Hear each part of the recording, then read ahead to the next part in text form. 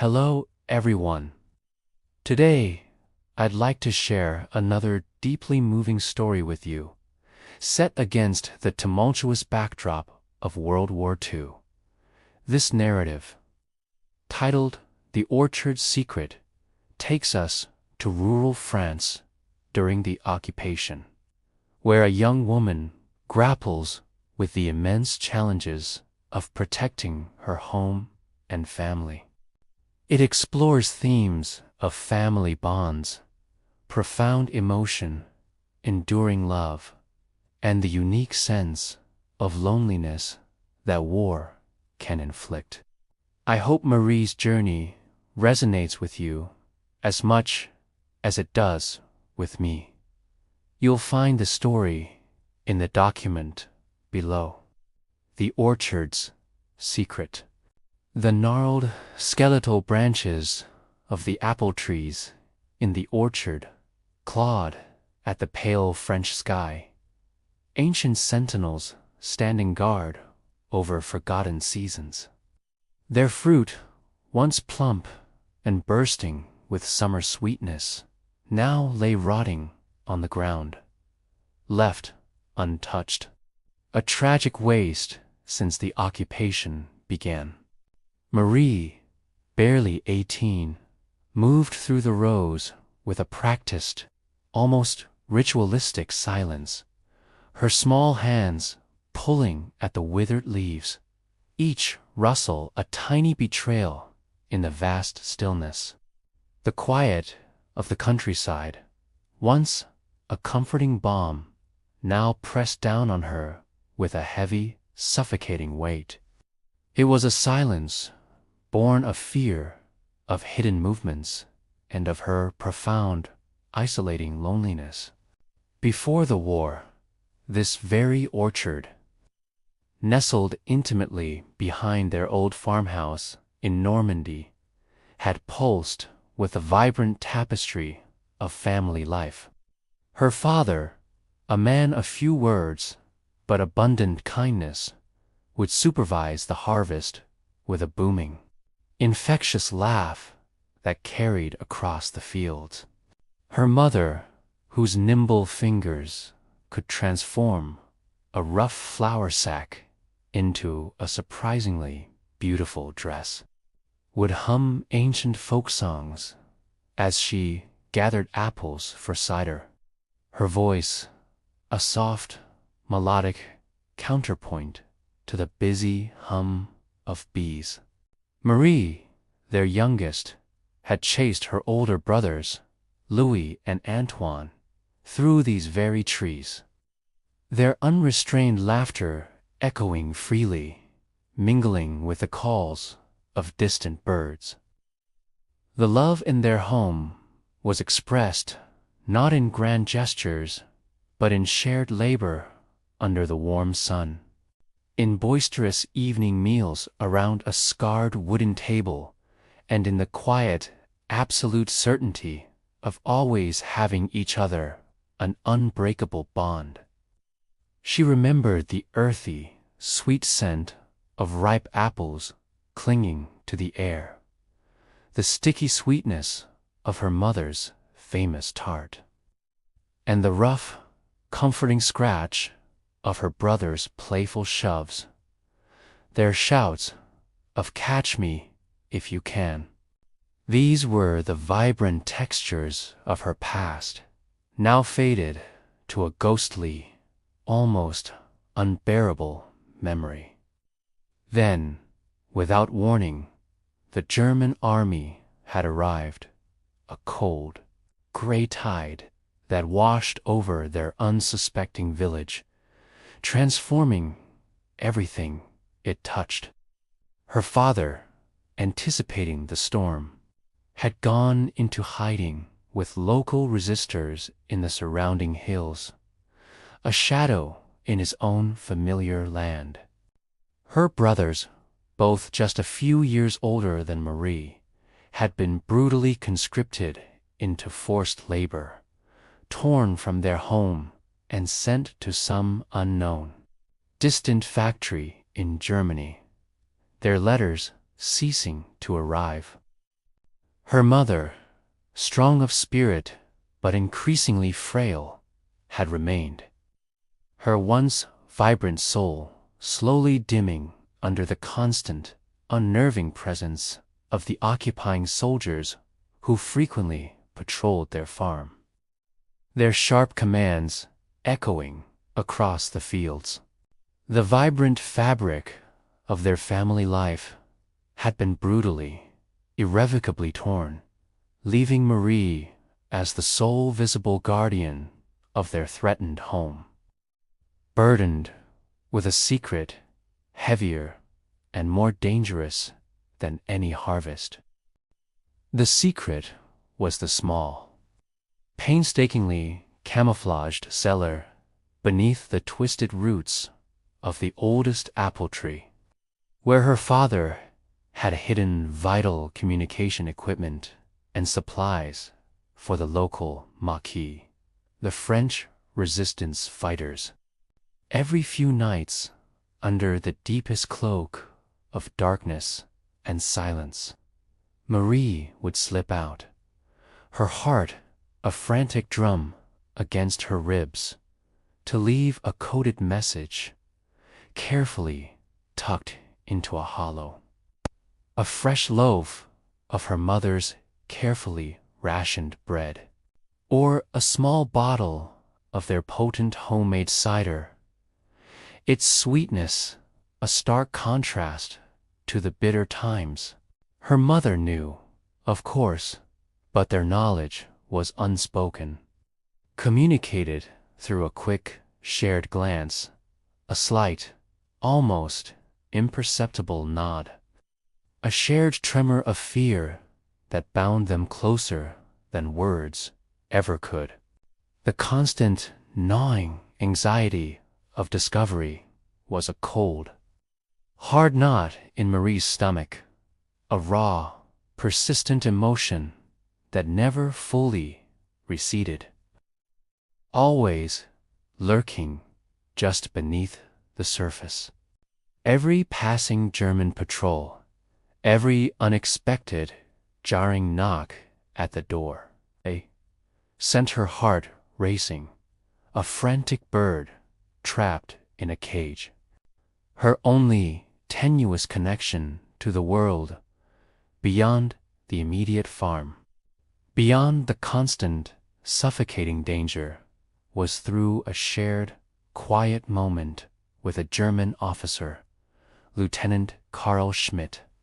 He was strikingly unlike the others, younger, with haunted eyes that held a surprising depth of sorrow and a quiet, almost reserved demeanor. He was assigned to requisition food and supplies from their farm, but unlike his boisterous, demanding comrades, he never demanded, always asked, his voice unexpectedly soft. Sometimes, when he thought no one was watching, he'd leave a small, unexpected packet of real coffee or a few precious squares of chocolate on their porch, a silent, almost defiant act of kindness. Marie didn't know why, but there was a flicker of something profoundly human in his gaze, a fleeting, almost dangerous understanding that transcended the rigid uniform he wore, a silent acknowledgement of the shared tragedy. She hated what he represented, the brutal occupation, yet a strange, unwanted empathy stirred within her, a peculiar form of love, born not of romance, but of shared humanity in a dehumanizing world. One bleak autumn afternoon, the sky mirroring the mood, a German patrol arrived, harsher and more aggressive than usual, their faces grim and unyielding. They had intelligence, they stated bluntly, of resistance activity in the sector.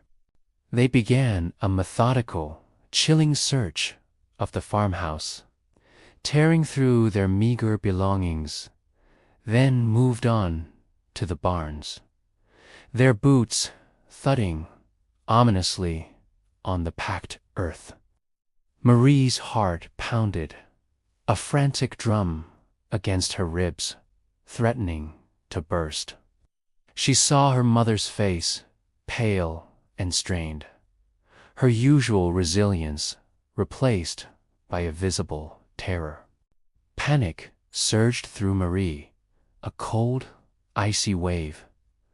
The cellar, the hidden secrets. She looked at her mother, whose eyes, wide with fear, subtly shook her head, a silent plea for calm, for strength. Marie remembered her father's hushed words during their last desperate conversation, etched into her memory. If they find it, the orchard must protect its secret, no matter what. As the soldiers fanned out, their rifles glinting dully in the weak sunlight, Marie felt a terrifying, chilling wave of absolute loneliness. Her father was gone, her brothers, her mother, helpless in this moment. She was utterly, terrifyingly alone. But then, as her eyes met Karl Schmidt's, she saw a flicker of something she couldn't quite name. Was it concern? A warning? He gave a subtle, almost imperceptible nod towards the thickest, most overgrown part of the orchard. A section far away from the oldest tree, far away from the hidden cellar. Instinct, sharpened by fear and desperation, took over. Marie began to move quickly, her voice surprisingly steady despite the tremor in her hands, calling out.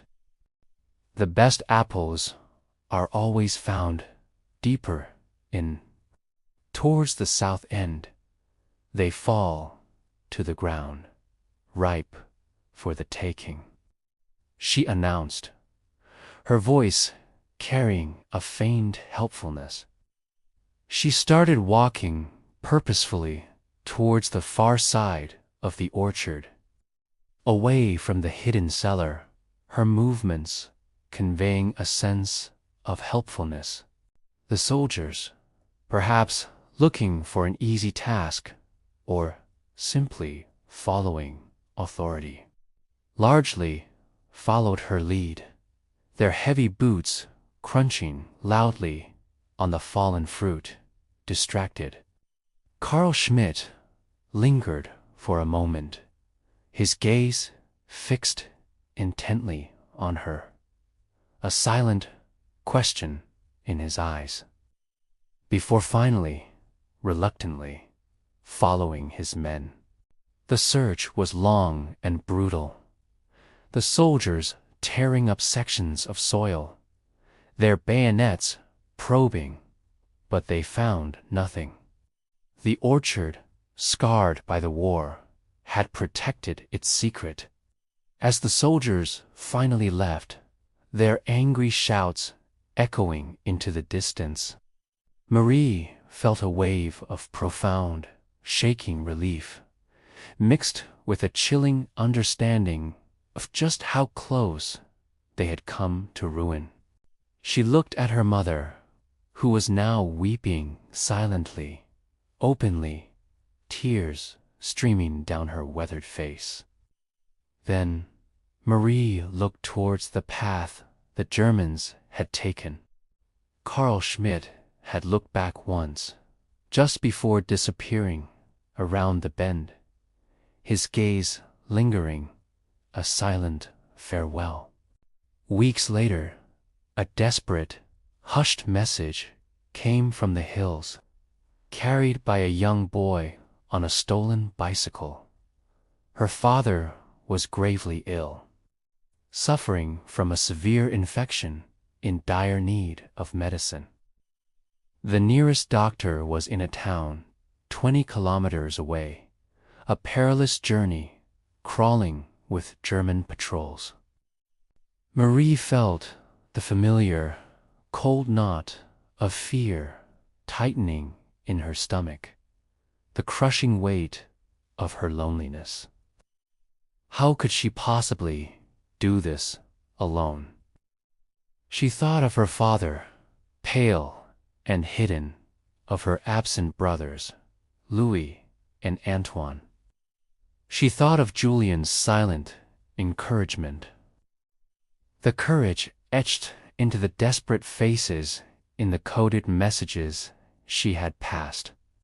She thought, too, of Karl Schmidt's quiet, unsettling gaze, a beacon of unexpected humanity, driven by a surge of desperate emotion, love, fear, and an indomitable will, and an unwavering love for her fragmented family. She made a reckless, terrifying decision.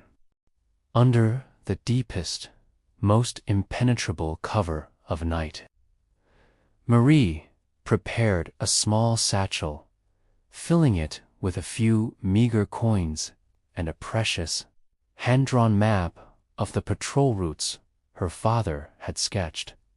She slipped through the orchard, retrieved a hidden revolver her father had left for emergencies. Its cold weight heavy in her hand, teetered out into the dark, occupied countryside. The journey was harrowing. She narrowly avoided patrols, once hiding for an hour in a freezing, muddy ditch, as a German truck rumbled past. The cold, empty miles stretched before her, each one a testament to her isolation, to the sheer, terrifying scale of her task. As dawn approached, a thin, icy light creeping over the horizon. Exhausted and trembling from cold and fear, she reached the outskirts of the town. She saw a lone figure on the road ahead, Karl Schmidt, overseeing a small German supply convoy, his breath pluming in the frigid air. He spotted her, her breath hitched in her throat. She expected immediate capture, punishment, the brutal end to her mission. Instead, he looked at her satchel, then at her desperate, tear-streaked face. He said nothing, his face impassive, simply stepped aside, his movement subtle, almost imperceptible. He gestured with a slight movement of his head towards a less guarded, overgrown path that led directly into town. A path he knew would be safe, momentarily unwatched. He averted his gaze then, as if this silent act of profound defiance, this small rebellion, would be too much for him to witness, too dangerous to acknowledge. Marie paused, a silent, profound understanding passing between them in that fleeting moment, a shared, desperate humanity in a world consumed by brutality. She slipped past him, disappearing into the pre-dawn mist, her heart thumping with a mix of fear and gratitude. She reached the doctor, secured the life-saving medicine, and, against all odds, her body aching and her spirit soaring, made it back to the farm. Her father's life was salvaged by her immense courage and an unexpected, almost miraculous, act of compassion from a man who should have been her enemy. Months later, The distant rumble of battle grew louder, becoming a hopeful, terrifying roar. News came, first in whispers, then in triumphant shouts, of the Allied landings in Normandy. The fighting was fierce, drawing closer to their village. The sounds of distant gunfire and explosions, a constant backdrop to their days. One morning, sweeping debris from their path, Marie found a discarded German uniform jacket by the roadside. Tucked into its inner pocket, she found a small, meticulously carved wooden bird, strikingly similar to the one her own father had given her, and a single, faded photograph of a young woman with kind, weary eyes. It was Karl Schmidt's. He was gone, absorbed by the relentless tide of war, leaving only this quiet, profound testament to his own hidden love and fragile humanity. The war would eventually pass, a scarring memory etched deep into the land. Her father would return from the hills, gaunt but alive, his eyes holding a new, deeper understanding of his daughter's strength. Her brothers, Louis and Antoine, too, would eventually come home, forever changed by their ordeal, their boisterous laughter replaced by a quieter, more thoughtful presence. The family would begin the slow, arduous process of rebuilding, piece by painstaking piece, their love now forged in fire. The orchard, scarred but resilient, would bear fruit again, its blossoms a promise of new life. But Marie would never forget the suffocating loneliness she had carried, the raw emotion of her constant fear, the profound love that had driven her through the darkest hours and the silent, unexpected compassion of a stranger on the other side of the conflict. The orchard, once just a collection of trees, would forever stand as a silent witness to a courage born of desperation, and a precious secret kept through the darkest of times.